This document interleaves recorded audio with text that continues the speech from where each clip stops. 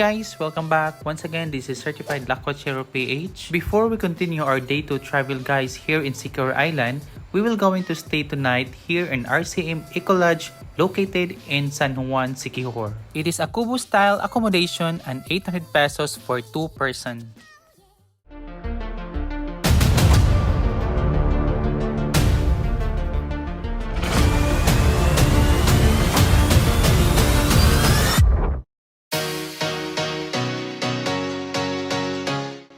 Hi guys! Get ready for our day 2 adventure here in Siquijor Island. Ayan, ang una naming pinuntahan ay ang Paliton Beach, also known as Mini Boracay. Entrance fee ay only 20 pesos at sikat din ito for their coconut swing which cost 50 pesos at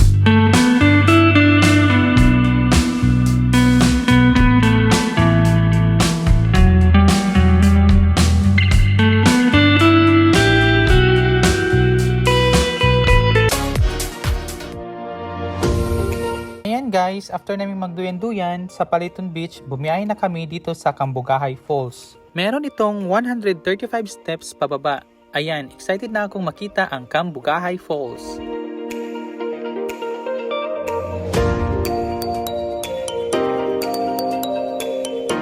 Wow, maganda talaga ang Cambugahay Falls. Entrance fee nila dito ay only 50 pesos.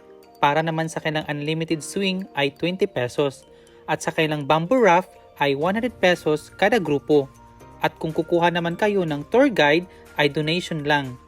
Opening time is 8 in the morning. Mas maganda na maaga para hindi maraming tao.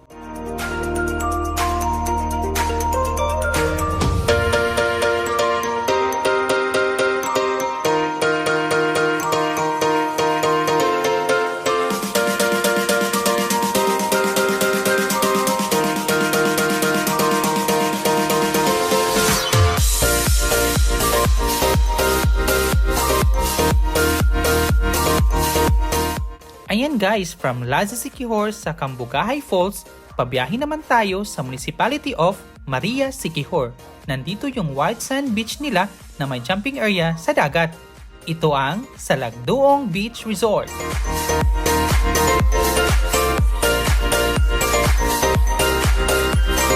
From their parking area guys, nagbayad na din kami ng 50 pesos para sa aming entrance fee. At dito, palakad-lakad tayo patungo sa kanilang white sand beaches.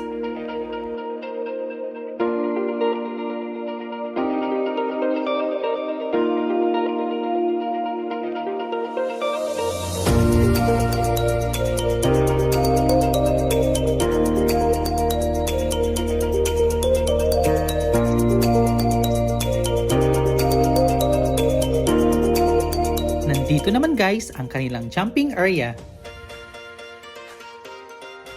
Wala akong masabi guys, napakaganda talaga ng Salagduong Beach Resort. Napaka-clear ng kanilang dagat at napakalinis. Dito nagtatapos ang ating adventure sa Siquijor Island.